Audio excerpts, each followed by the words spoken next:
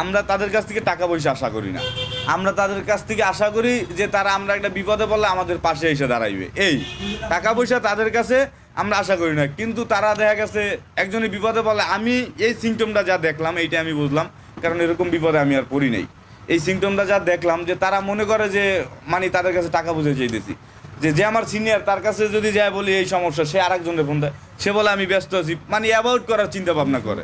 এই যে লাস্ট যে নির্বাচন হয়েছে সরকার পতন হওয়ার আগে 2024-এ নাকি ভাই 2024 পর্যন্ত আমার চাঁদা ওকে, তারপরে কার্ড জমা নিয়ে নিছে আর আমি চাঁদা দেওয়ানোর অপশন নাই। এবং কি আমি দোকান দিছি, আমার একটা দোকান দিলে ইউনিয়নে কিছু দিতে হয়, ঠিক আছে, ওইটা এক্সট্রা, ওই টাকাটাও আমি দিছি আমার পরিশোধ। তো আমি এটার টোটাল ফলটা কি পাইলাম? এই যে নির্বাচনে আমি তাদের পিছনে দৌড়াইছি, ঠিক আছে, দিন রাত 24 ঘন্টা খাচ্ছি, দোকানে কাজ করেও তাদের নির্বাচনের সময় দিছি আমি, ঠিক আছে। তারপরে দেখা যাচ্ছে যে কোনো সময় মিছিল মিটিং যে কোনো ব্যাপারে ডাকে, কাজকাম ফালাই দিয়ে চলে যায়। চিন্তা করি এটা আমাদের ইউনিয়ন, কিন্তু আমাদের ইউনিয়ন থেকে আমি কি পাইলাম ভাই?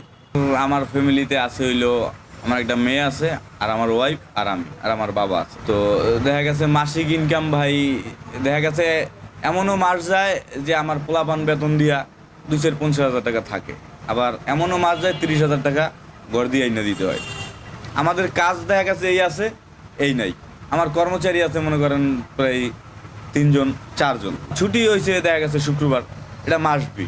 আর দেখা গেছে কাজ দেখা গেছে আমাকে ওইটা হলো সার্ভিস লাইন, ঠিক আছে। এটা বিষয় হচ্ছে কাস্টমার স্যাটিসফাই। যেরকম একটা গাড়ি রাস্তায় দাঁড়ায় গেছে, একটা অ্যাম্বুলেন্স দাঁড়ায় গেছে, ওই সময় রাত্র 3টা বাজে ফোন দিলে ওই জায়গায় যাওয়া লাগে, কিছু করার নাই।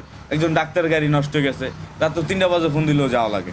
আমাদের ডিউটির কোনো শিডিউল নাই, তাদের কাছ থেকে কিছু পাই না। যেরকম এই যে ডাক্তার গাড়িটা আসছে আমার এই জায়গায়, তার আপদ বিপদ সুখে দুঃখে যতটুকু পারি চেষ্টা করি। রাত্র 2টা বাজে ফোন দিলেও আমি যাইতে বাধ্য। সে আমার ক্লায়েন্ট এক, আর দ্বিতীয় সে একজন ডাক্তার মানুষ, ঠিক আছে। কিন্তু আমি তার ফিডব্যাকটা পাইলাম কি, একটা অ্যাক্সিডেন্ট হয়েছে, উনি আমার নামে যে একটা মিথ্যা অভিযোগ দিল আমি নেশাগ্রস্ত অবস্থায় গাড়ি চালাই। একদম কালকে গেছি রাত্র 2টা বাজে, এই গাড়িটাই আসছে, এটা একটা অ্যাম্বুলেন্স। এই গাড়িটা তো ফালায় দিয়ে যাওয়া কোনো ওয়ে নেই, কারণ এটা মানে জরুরি সেবায় নিয়োজিত, ঠিক আছে।